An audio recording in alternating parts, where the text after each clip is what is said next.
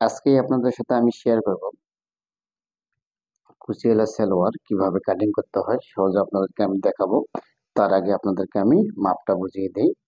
লম্বা 39, হাই 32 ইঞ্চি, কোমরের ইউক হলো 47 ইঞ্চি, রানের লুজ হলো 17 ইঞ্চি, পায়ের মরি হলো 14 ইঞ্চি, কুচি পায়ের নিচে 1 ইঞ্চি, পাটির সাইডে ফিতা।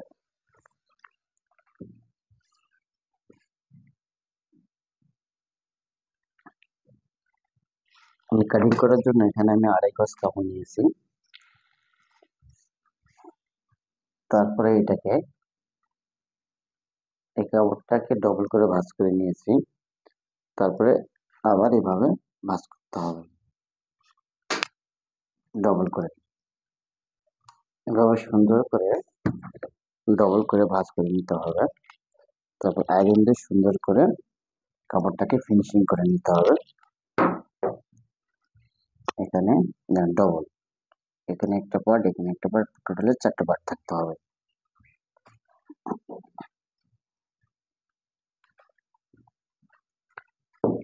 প্রথমে এই কাপড়ের মাথায় সোজা একটা দাগ দিয়ে নিতে হবে। তারপর 1/2 ইঞ্চি নিচে একটা দাগ দিতে হবে।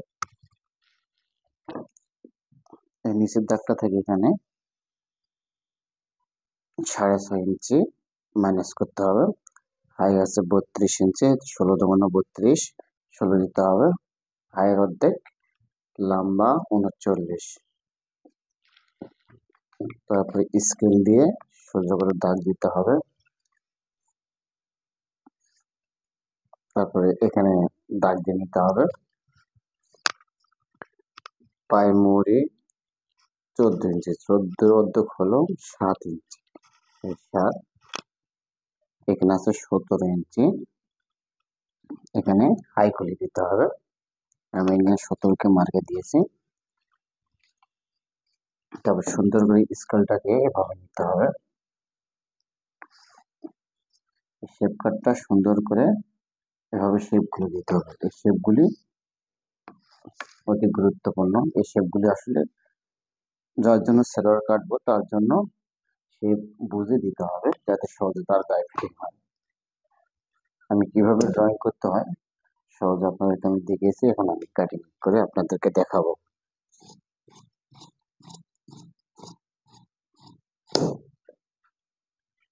সুন্দর করে এটা কাটিং করে সোজা করে নিতে হবে।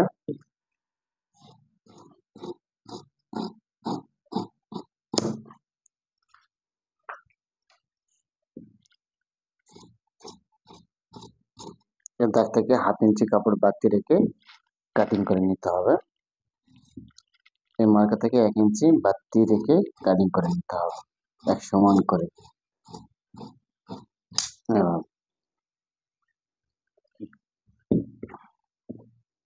এখানে একটা চাকা দিয়ে নিতে হবে।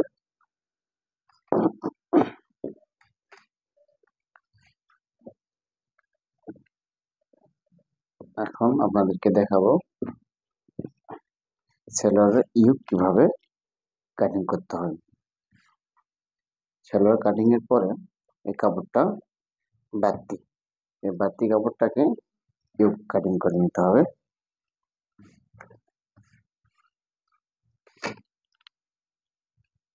সুন্দর করে আয়রন করে নিতে হবে কাপড়টাকে, কাপড়ের মধ্যে কোনো ভাঁজ না থাকে।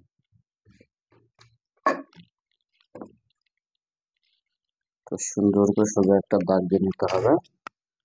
এখান থেকে আমি ইউকে মাইনাস করছি 6.5 ইঞ্চি, এখানে 6.5 ইঞ্চি দিতে হবে। এখান থেকে 47 ইঞ্চি, 47 4 ভাগের 1 ভাগে 15, এই 15, এখানেও 6.5। সুন্দর করে দাগটা টেনে নিতে হবে। এগুলো এই যে আমি মার্কাগুলো যে দেখতেছেন, এই মার্কাগুলো মেন পার্ট, এখান থেকে বাড়তি রেখে কাটিং করে নিতে হবে।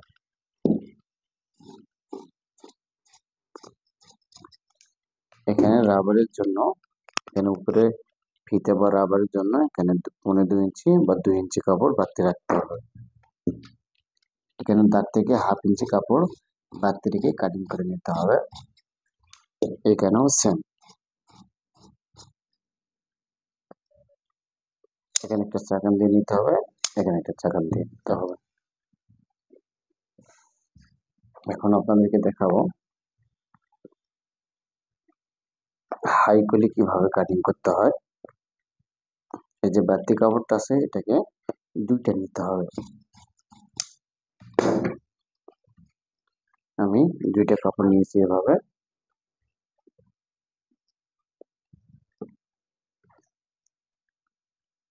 নেওয়ার পরে এই কাপড়টাকে এভাবে ভাঁজ দিয়ে নিতে হবে।